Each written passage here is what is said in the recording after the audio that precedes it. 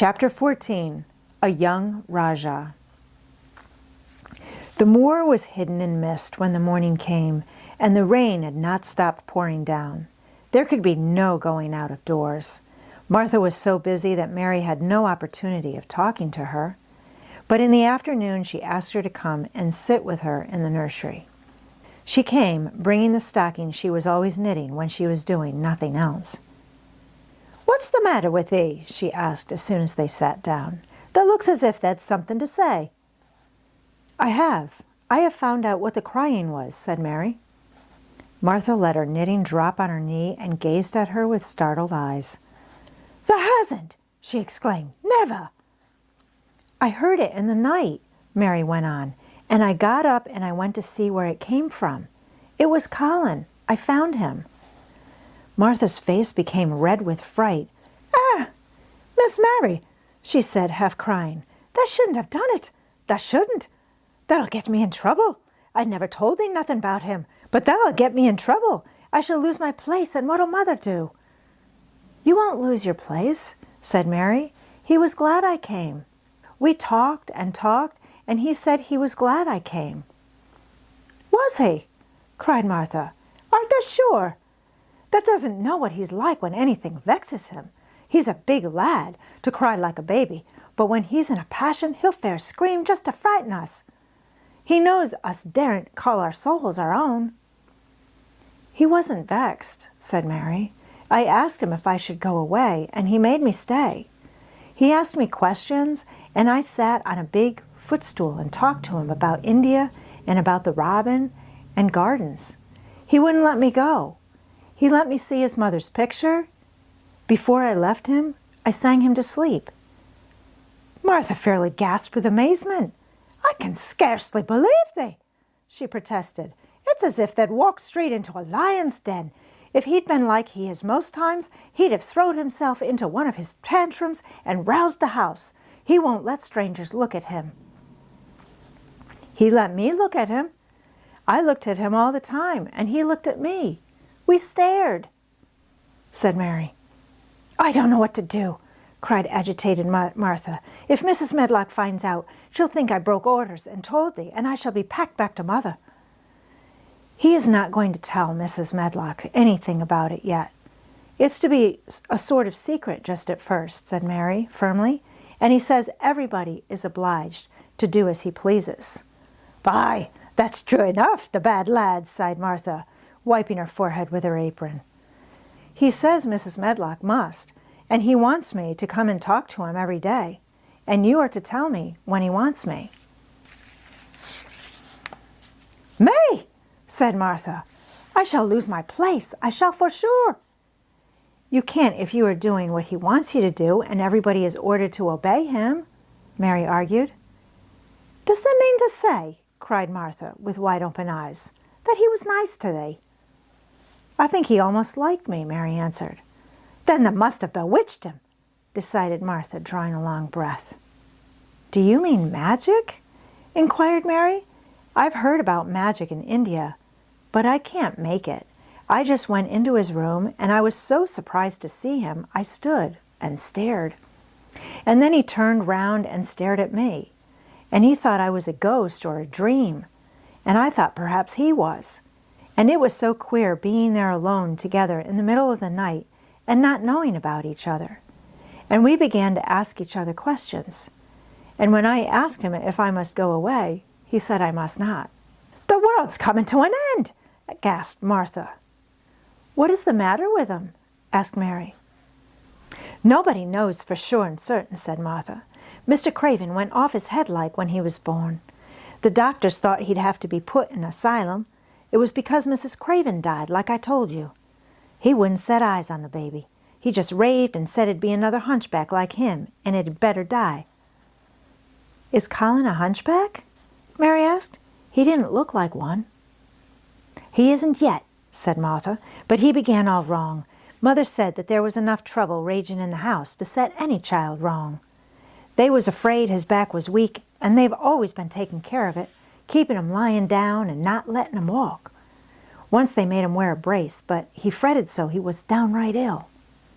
Then a big doctor came to see him and made them take it off. He talked to the other doctor quite rough, in a polite way. He said there'd been too much medicine and too much letting him have his own way. I think he's a very spoiled boy, said Mary. He's the worst young nowt as ever was, said Martha. I won't say, as he hasn't been ill a good bit. He's had coughs and colds that's nearly killed him 2 or 3 times.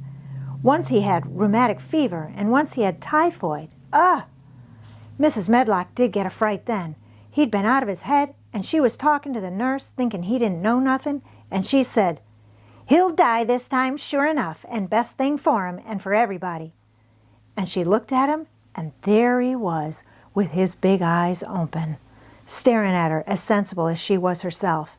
She didn't know what had happened, but he just stared at her and says, "You give me some water and stop talking." "Do you think he will die?" asked Mary. "Mother says there's no reason why any child should live that gets no fresh air and doesn't do nothing but lie on his back and read picture books and take medicine. He's weak and hates the trouble of being taken out of doors, and he gets cold so easy, and he says it makes him ill." Mary sat and looked at the fire. "I wonder," she said slowly, "if it would not do him good to go out into a garden and watch things growing. It did me good." "One of the first fits he ever had," said Martha, "was one time they took him out where the roses is, by the fountain. He'd been reading in a paper about people getting something he called rose cold, and he began to sneeze and said he'd got it. And then a new gardener, as didn't know the rules, passed by and looked at him curious. He threw himself into a passion, and he said he'd looked at him because he was going to be a hunchback. He cried himself into a fever and was ill all night. If he ever gets angry at me, I'll never go and see him again," said Mary. "He'll have thee if he wants thee," said Martha. "They may as well know that at the start." Very soon afterwards a bell rang, and she rolled up her knitting. "I dare say the nurse wants me to stay with him a bit," she said. "I hope he's in a good temper." She was out of the room about 10 minutes, and then she came back with a puzzled expression. "Well, that has bewitched him," she said. "He's up on his sofa with his picture books. He's told the nurse to stay away until 6 o'clock. I'm to wait in the next room. The minute she was gone, he called me to him and says, 'I want Mary Lennox to come and talk to me. And remember, you're not to tell anyone. You'd better go as quick as you can.'" Mary was quite willing to go quickly. She did not want to see Colin as much as she wanted to see Dickon, but she wanted to see him very much. There was a bright fire on the hearth when she entered his room, and in the daylight she saw it was a very beautiful room indeed. There were rich colors in the rugs and hangings and pictures and books on the walls, which made it look glowing and comfortable, even in spite of the gray sky and falling rain. Colin looked rather like a picture himself. He was wrapped in a velvet dressing gown and sat against a big brocaded cushion. He had a red spot on each cheek. "Come in," he said. "I've been thinking about you all the morning." "I've been thinking about you too," answered Mary. "You don't know how frightened Martha is. She says Mrs. Medlock will think she told me about you, and then she will be sent away." He frowned. "Go and tell her to come here," he said. "She is in the next room." Mary went and brought her back. Poor Martha was shaking in her shoes. Colin was still frowning. "Have you to do what I please, or have you not?" he demanded. "I have to do what you please, sir," Martha faltered, turning quite red. "Has Medlock to do what I please?" "Everybody has, sir," said Martha. "Well then, if I order you to bring Miss Mary to me, how can Medlock send you away if she finds it out?" "Please don't let her, sir," pleaded Martha. "I'll send her away if she dares to say a word about such a thing," said Master Craven grandly. "She wouldn't like that, I can tell you." "Thank you, sir," bobbing a curtsy. "I want to do my duty, sir." "What I want is your duty," said Colin, more grandly still. "I'll take care of you. Now go away." When the door closed behind Martha, Colin found Mistress Mary gazing at him as if he had set her wondering. "Why do you look at me like that?" he asked her. What are you thinking about?" "I am thinking about two things." "What are they?" "Sit down and tell me." "This is the first one," said Mary, seating herself on the big stool. "Once in India, I saw a boy who was a Rajah. He had rubies and emeralds and diamonds stuck all over him. He spoke to his people just as you spoke to Martha. Everybody had to do everything he told them in a minute. I think they would have been killed if they hadn't." "I shall make you tell me about Rajahs presently," he said. "But first, tell me what the second thing was." "I was thinking," said Mary, "how different you are from Dickon." "Who is Dickon?" he said. "What a queer name." She might as well tell him, she thought. She could talk about Dickon without mentioning the secret garden. She had liked to hear Martha talk about him. Besides, she longed to talk about him. It would seem to bring him nearer. "He is Martha's brother. He is 12 years old," she explained. "He is not like anyone else in the world. He can charm foxes and squirrels and birds, just as the natives in India charm snakes. He plays a very soft tune on a pipe, and they come and listen." There were some big books on a table at his side, and he dragged one suddenly towards him. "There is a picture of a snake charmer in this," he exclaimed. "Come and look at it." The book was a beautiful one with superb colored illustrations, and he turned to one of them. "Can he do that?" he asked eagerly. "He played on his pipe and they listened," Mary explained, "but he doesn't call it magic. He says it's because he lives on the moor so much and he knows their ways. He says he feels sometimes as if he was a bird or a rabbit himself. He likes them so. I think he asked the robin questions. It seemed as if they talked to each other in soft chirps." Colin lay back on his cushion, and his eyes grew larger and larger, and the spots on his cheeks burned. "Tell me some more about him," he said. "He knows all about eggs and nests," Mary went on, "and he knows where foxes and badgers and otters live. He keeps them secret so that other boys won't find their holes and frighten them. He knows about everything that grows or lives on the moor." "Does he like the moor?" said Colin. "How can he when it's such a great, bare, dreary place?" "It's the most beautiful place," protested Mary. "Thousands of lovely things grow on it, and there are thousands of little creatures, all busy building nests and making holes and burrows, and chippering or singing or squeaking to each other. They are so busy and having such fun under the earth or in the trees or heather. It's their world." "How do you know all that?" said Colin, turning on his elbow to look at her. "I have never been there once, really," said Mary, suddenly remembering. "I only drove over it in the dark. I thought it was hideous. Martha told me about it first, and then Dickon. When Dickon talks about it, you feel as if you saw things and heard them, and as if you were standing in the heather with the sun shining and the gorse smelling like honey, and all full of bees and butterflies." "You never see anything if you are ill," said Colin restlessly. He looked like a person listening to a new sound in the distance and wondering what it was. "You can't if you stay in a room," said Mary. "I couldn't go on the moor," he said in a resentful tone. Mary was silent for a minute, and then she said something bold. "You might, sometime." He moved as if he were startled. "Go on the moor? How could I? I am going to die." "How do you know?" said Mary unsympathetically. She didn't like the way he had of talking about dying. She did not feel very sympathetic. She felt rather as if he almost boasted about it. "Oh, I've heard it ever since I remember," he answered crossly. "They are always whispering about it and thinking I don't notice. They wish I would, too." Mistress Mary felt quite contrary. She pinched her lips together. "If they wished I would," she said, "I wouldn't. Who wishes you would?" "The servants, and of course Dr. Craven, because he would get Misselthwaite and be rich instead of poor. He daren't say so, but he always looks cheerful when I am worse. When I had typhoid fever, his face got quite fat. I think my father wishes it too." "I don't believe he does," said Mary quite obstinately. That made Colin turn and look at her again. "Don't you?" he asked, and then he lay back on his cushion and was still as if he were thinking. And there was quite a long silence. Perhaps they were both of them thinking strange things children do not usually think of. "I like the grand doctor from London because he made them take the iron thing off," said Mary at last. "Did he say you were going to die?" "No." "What did he say?" "He didn't whisper," Colin answered. "Perhaps he knew I hated whispering. I heard him say one thing quite aloud. He said, 'The lad might live if he would make up his mind to it. Put him in the humor.' It sounded as if he was in a temper."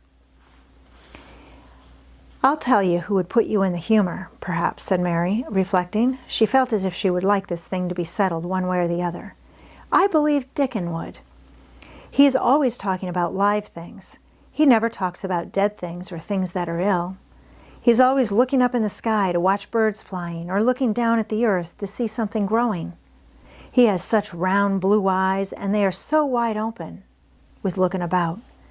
And he laughs such a big laugh with his wide mouth, and his cheeks are as red as cherries."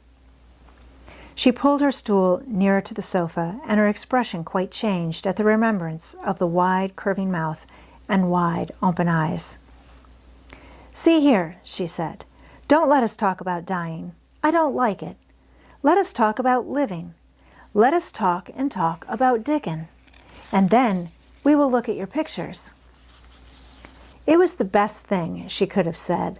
To talk about Dickon meant to talk about the moor and about the cottage and the 14 people who lived in it on 16 shillings a week, and the children who got fat on the moor grass like the wild ponies, and about Dickon's mother and the skipping rope and the moor with the sun on it, and about pale green points sticking up out of the black sod. And it was all so alive that Mary talked more than she had ever talked before. And Colin both talked and listened, as he had never done either before. And they both began to laugh over nothing, as children will when they are happy together. And they laughed so that in the end they were making as much noise as if they had been two ordinary, healthy, natural 2-year-old creatures, instead of a hard little unloving girl and a sickly boy who believed that he was going to die. They enjoyed themselves so much that they forgot the pictures and they forgot about the time. They had been laughing quite loudly over Ben Weatherstaff and his robin, and Colin was actually sitting up as if he had forgotten about his weak back, when he suddenly remembered something. "Do you know there is one thing we have never once thought of?" he said. "We are cousins." It seemed so queer that they had talked so much and never remembered this simple thing that they laughed more than ever, because they had got into the humor to laugh at anything. And in the midst of the fun, the door opened, and in walked Dr. Craven and Mrs. Medlock. Dr. Craven started in actual alarm, and Mrs. Medlock almost fell back because he had accidentally bumped against her. "Good Lord!" exclaimed poor Mrs. Medlock, with her eyes almost starting out of her head. "Good Lord!" "What is this?" said Dr. Craven, coming forward. "What does it mean?" Then Mary was reminded of the boy Rajah again.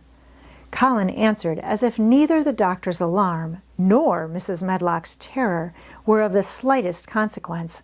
He was as little disturbed or frightened as if an elderly cat and dog had walked into the room. "This is my cousin Mary Lennox," he said. "I asked her to come and talk to me. I like her. She must come and talk to me whenever I send for her." Dr. Craven turned reproachfully to Mrs. Medlock. "Oh, sir," she panted, "I don't know how it's happened. There's not a servant on the place that dare to talk. They all have their orders." "Nobody told her anything," said Colin. "She heard me crying and found me herself. I am glad she came. Don't be silly, Medlock."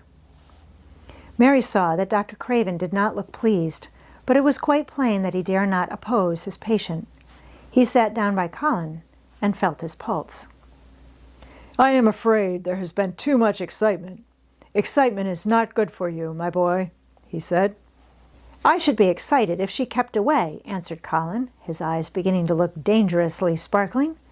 "I am better. She makes me better. The nurse must bring up her tea with mine. We will have tea together." Mrs. Medlock and Dr. Craven looked at each other in a troubled way, but there was evidently nothing to be done. "He does look rather better, sir," ventured Mrs. Medlock. But thinking the matter over, he looked better this morning before she came into the room.